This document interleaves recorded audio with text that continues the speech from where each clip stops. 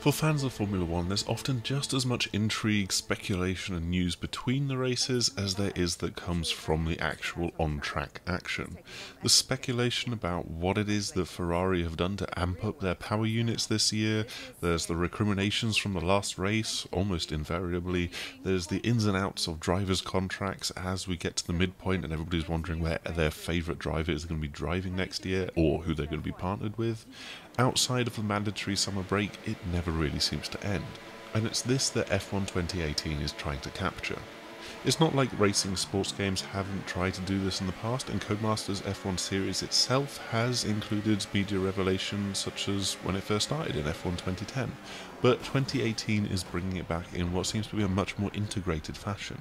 After various sessions, and after races in particular, you'll be cornered by Claire, which is a funny way of spelling or saying Lee Mackenzie, and she seems to be the only journalist, and she seems to be the one and only journalist that is allowed to talk to drivers in this weird world of video game Formula 1. There's a hint of the Telltale games in how you're given a handful of different answers to her questions, whether it's something innocuous like how you're feeling ahead of your first race weekend, quizzing you on a lack of performance, a particular mistake that you made, or celebrating your successes.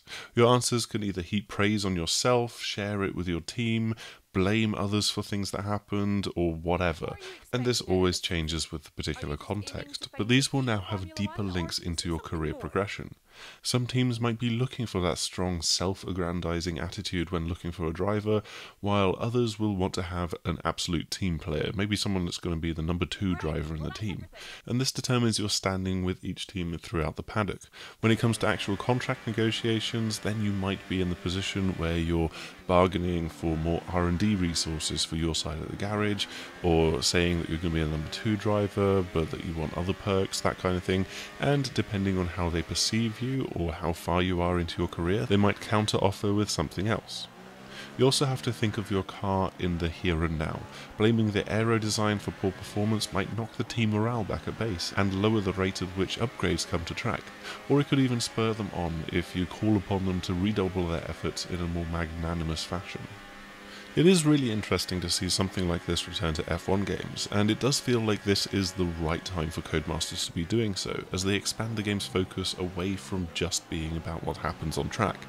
Since F1 2015, they've built some really solid foundations for the game and the career that each iteration contains.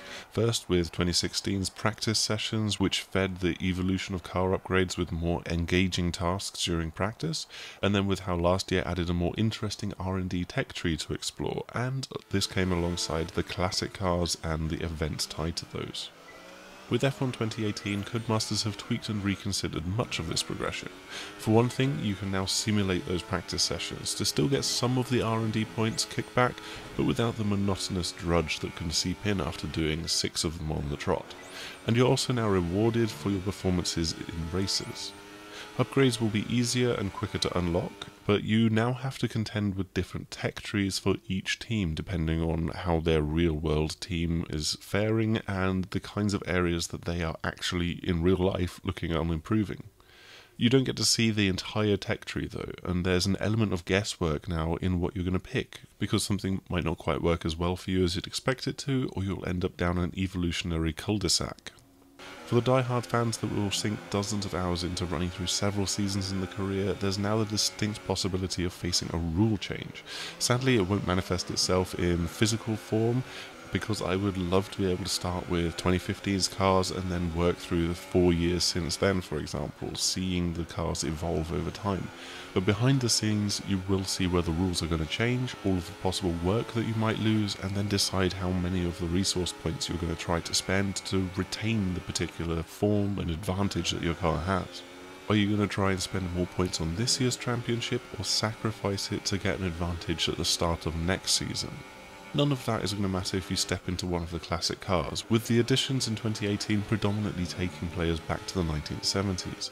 The main exceptions to that are the 2009 Brawn car, which was recreated off visiting Ross Brawn's own garage, and the 2003 Williams that Juan Pablo Montoya won a couple of races in, but didn't really manifest into a tilt at the championship. Back in the 70s though, it's classic Lotus cars and Ferraris, with Niki Lauda's 1976 Ferrari and James Hunt's McLaren going head to head. It's this pairing that is particularly iconic. You might have seen it in the film Rush, but it also highlights the lack of championship rivals throughout the rest of the classic car roster. It would be great to see more of the cars that push the eventual championship winners all the way and not just the overall winners. And that's hopefully something that Codemasters can look to add to in the future.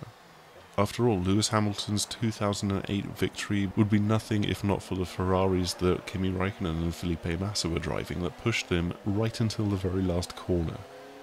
Heading Online and Codes have finally taken steps to sort players and cut out a lot of the wham bam thank you ma'am first corner calamities that plague their games.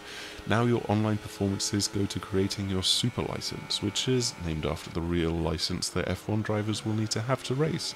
And this ties into ranked matchmaking that is there to not only put similarly skilled drivers together, but also similarly minded racers. With a lot of racing games gearing themselves towards esports these days, and the F1 games being no different in that respect, is a good step to add a much more serious edge to the game. Hopefully it will come to have a tangible effect for those braving online multiplayer, if not in the first week or two, then a little bit down the line. The last few years of F1 games have really been building up ahead of steam, whether through making practice sessions more meaningful or adding variety to the career, but this game is really about refining all of that. Bringing back the idea of media interviews adds a little something off track, but F1 2018 is shaping to be a great all-round evolution of Codemasters' long-standing series. Thanks for checking out our video. As always, please do like, subscribe and share if you have enjoyed it. You can also head over to the6thAxis.com where we've got this preview alongside an interview with Lee Mather. So I look forward to you joining us again soon. Goodbye!